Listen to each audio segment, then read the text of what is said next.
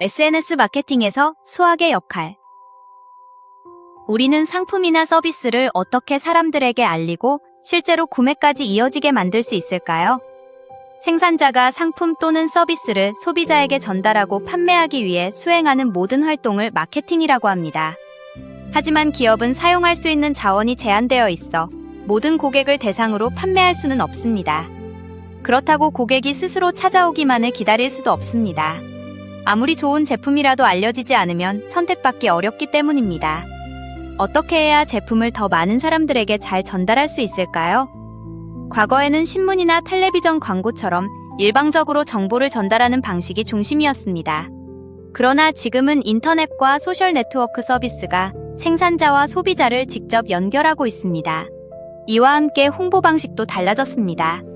대표적인 예가 바이럴 마케팅으로 사람들이 자발적으로 제품이나 기업에 대한 정보를 퍼뜨리는 방식입니다.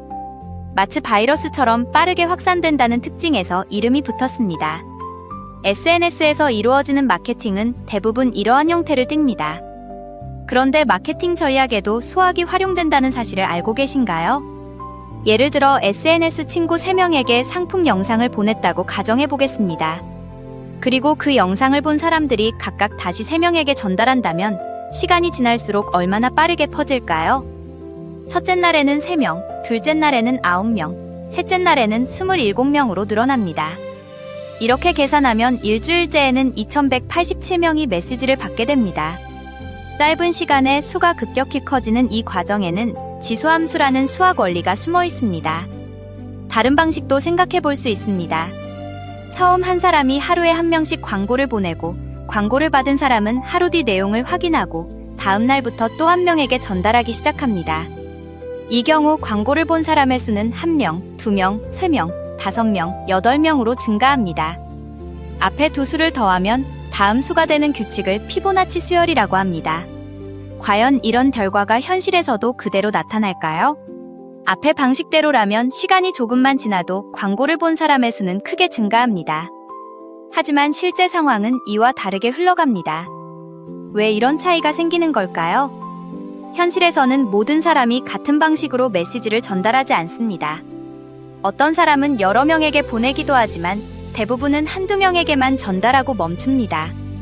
또한 사람들은 SNS에서 자신과 가까운 집단 안에서 활동하는 경향이 있습니다. 예를 들어 학생은 같은 학교 친구에게 메시지를 보내고 그 친구도 같은 범위 안에서 전달할 가능성이 큽니다. 이 과정이 반복되면 같은 사람이 다시 포함되어 퍼지는 범위가 줄어듭니다. 이처럼 실제 상황을 고려하면 효과적인 SNS 마케팅을 위해서는 누구에게 전달할 것인가를 먼저 분석해야 합니다. 이때 중요한 역할을 하는 것이 통계학입니다. 통계학은 자료를 분석해 의미 있는 정보를 찾아내고 그 안의 패턴을 바탕으로 미래를 예측하는 데 활용됩니다. 여기에 빅데이터와 인공지능까지 활용한다면 마케팅을 더 효과적으로 할 수 있습니다. 이제 한 가지 상황을 떠올려 보겠습니다. 뛰어난 수학책이 만들어졌다고 가정해 보겠습니다. 이 책을 효과적으로 알리려면 누구를 먼저 선택해야 할까요? SNS에서 수학에 관심이 있는 사람을 찾는 것이 출발점이 될 수 있습니다. 그 대상은 학생, 교사, 학부모일 수 있습니다. 하지만 모두에게 무작정 메시지를 보내는 것은 비효율적입니다. 이럴 때 표본조사를 활용할 수 있습니다. 일부 집단을 선택해 반응을 확인함으로써 전체의 경향을 파악할 수 있습니다.